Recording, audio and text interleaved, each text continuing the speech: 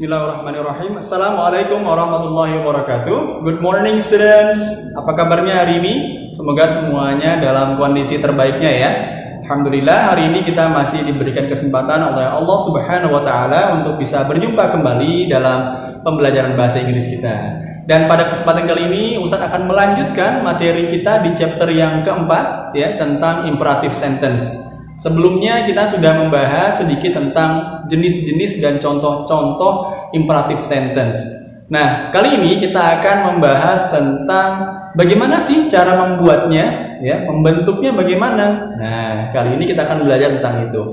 Namun sebelumnya kita pahami dulu bahwa kita masih ingat bahwa dalam Quran begitu banyak sekali kata perintah, ya, dan kata perintah yang sering kita dengarkan adalah untuk menjauhi segala larangan yang Allah berikan dan untuk melakukan atau melaksanakan semua, ya, dalam Quran disebutkan banyak sekali perintah, ya. Salah satunya yang paling sering kita dengar adalah untuk selalu menaati dan melakukan segala perintah Allah Subhanahu wa taala dan menjauhi segala larangannya. Nah, kalimat ini sungguh mudah untuk diucapkan, namun kadang-kadang kita menjadi sangat sulit untuk mempraktekannya. Ya, contoh dalam kehidupan sehari-hari saja kita kadang-kadang masih terasa berat dalam melaksanakan sholat. Ya, tahu nggak sholat apa yang paling berat?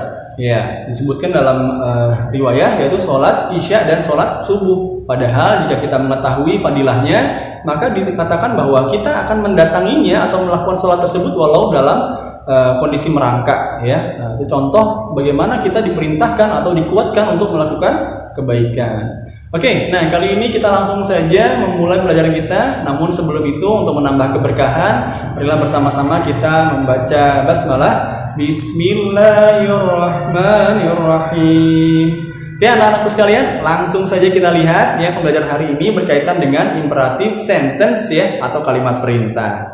Nah, sini saya sudah tuliskan ya dua pola kalimat untuk membentuk sebuah kalimat imperatif atau kalimat perintah. Nah, yang pertama adalah pola verbnya ya, langsung dimulai dengan verb 1 ditambah objek ditambah adverb. Apa itu sih verb 1, objek dan adverb? Nah, kita ulangin sedikit-sedikit ya. Verb 1 dalam bahasa Indonesia disebut sebagai kata kerja. Kata kerja itu kayak gimana? Ya, kata kerja itu misalnya contoh ya, ada kata tutup, buka, dorong, tuang, potong ya, duduk, berdiri, bicara, tulis. Nah, itu semuanya kata kerja ya. Nah, kata kerja ini langsung diletakkan di awal ya, tanpa ada pelaku kegiatan. Jadi langsung yang pertama kita tulis bukan orangnya, tapi justru kata kerjanya. Lalu bisa diikuti dengan objek atau benda. Ya, benda ya, objek atau benda. Dan bendanya boleh lebih dari satu atau satu saja. Terus diikuti dengan adverb atau kata keterangan. Kata keterangan seperti apa? Nah, biasanya yang dipakai di sini adalah kata keterangan waktu atau tempat. Nah, nanti dalam contohnya langsung kita lihat ya penggunaan dari masing-masing ketiga kata ini. Oke, yang kedua adalah pola di mana kita menggunakan kata be. Be itu bukannya lebah ya? Oh, bukan. Be itu lebah kalau E-nya 2. Kalau B-nya E-nya 1 maka artinya be. B aja tulis B dan E, dibaca be. Lalu diikuti dengan adjektif. Waduh, apalagi itu adjektif ya. Adjektif itu artinya kata sifat. Misalnya kata sifatnya malas, pintar, ya, tenang, ya, terus misalnya bahagia, ya, itu kata sifat ya. Itu contoh kata sifat. Oke, nanti kita langsung buat kalimatnya ya supaya tidak bingung. Oke, kita lihat pengaplikasian yang pertama, cara membuatnya ya. Pola pertama di sini kita menggunakan pola verb 1. Ingat ya, verb 1 dulu. Misalnya kita pilih kata potong. Nah, potong bahasa Inggrisnya cut.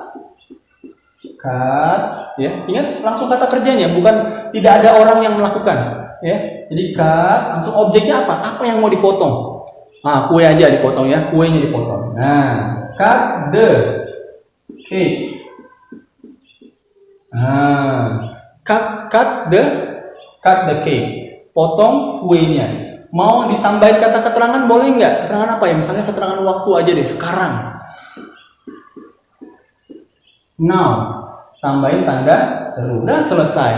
Gampang ya? Jadi ingat, mulai dengan menggunakan kata kerja. Boleh macam-macam. Potong, geser, dorong, ya, tuang, iris. Nah, Terus tambahin kata benda, lalu tambahkan kata keterangan waktu. Boleh sekarang, besok, hari ini, ya. Nanti, bulan depan, tahun lalu. Oh, tahun lalu nggak bisa ya, karena kata perintahnya sesuatu yang belum terjadi, ya. Nggak boleh yang lampau. Oke. Nah, ini tadi tidak harus semuanya dipakai. Ya, tidak harus semuanya ada. Boleh verb satunya saja tanpa ada objek atau adverb. Tapi ingat harus ada verb satu. Ini harus ada. Kalau yang objek sama adverb ini boleh dipilih, mau dipakai boleh, mau nggak dipakai juga nggak apa-apa. Ya, misalnya kalian lagi di depan pintu, terus Umi bilang tutup. Kira-kira paham nggak apa yang ditutup? Iya, pintunya. Tanpa disebut pun kita tahu. Tutup deh. Iya, tutup. Tutup kak. Tutup pintunya berarti. Gitu ya. Oke, jadi minimal ada kata kerja. Nggak ada objek, nggak ada adverb juga nggak apa-apa. Oke, kita lanjut yang kedua. Nah, ini lebih mudah lagi ya.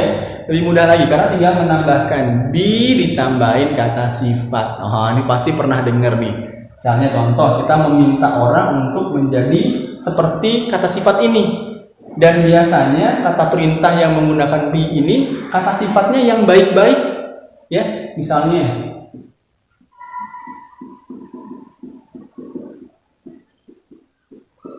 nah disebutkan be diligent. Be diligent. Diligent itu artinya rajin. Jadi kalau disuruh be diligent, disuruh rajin. Ya, perintahnya begitu ya. Kalau dalam bahasa Indonesia gimana? Rajin-rajin lah, gitu ya. Rajin ya, kata perintah seperti ya. Tolong jadi rajin, atau rajin sedikit kenapa? Gitu ya. Kata perintah seperti itu dalam bahasa Indonesia ya. Nanti kalau bisa menemukan kata yang lebih baik boleh dicoba. Contoh lagi misalnya temennya lagi sedih, terus kita bilang, nah kita bilang be happy. Be happy, bahagia dikit lah. Nah, itu kata perintah, bukan kata perintah ya, kata perintah yang halus. Jadi bukan berarti memerintahkan orang terus tiba-tiba harus jadi bahagia gitu ya, enggak. Itu perintah yang dibentuk dengan be plus kata sifat. Ingat, kata sifat yang dipakai adalah kata sifat yang baik-baik biasanya. Karena kita meminta orang semua yang baik-baik. Oke, itu tadi sedikit ya cara membentuk kata perintah dengan dua pola. Yang pertama menggunakan verb satu di awal, objek plus adverb. Tadi objek kata benda, adverb kata keterangan. Yang kedua diikuti dengan kata sifat. Nah, nanti kalian coba bentuk kata perintah sendiri. Nah, atau boleh menelaah atau melihat contoh di buku lagi. Oke, anak-anakku sekalian, semoga ilmu yang sedikit tadi yang ini bisa menjadi ilmu yang bermanfaat. Jangan lupa langsung dipakai di rumah ya. Boleh dipakai untuk memberikan perintah. Nah, tentunya dengan kalimat yang sopan. Ya, gimana cara buat sopan? Tambahin kata please boleh. Nah, jadi misalnya nyuruh, nggak tolong Umi sama Abing jangan langsung cut the cake now, potong kuenya sekarang, nggak sopan. Tambahin kata please supaya jadi sopan. Nah, ada sedikit ya tambahannya ya.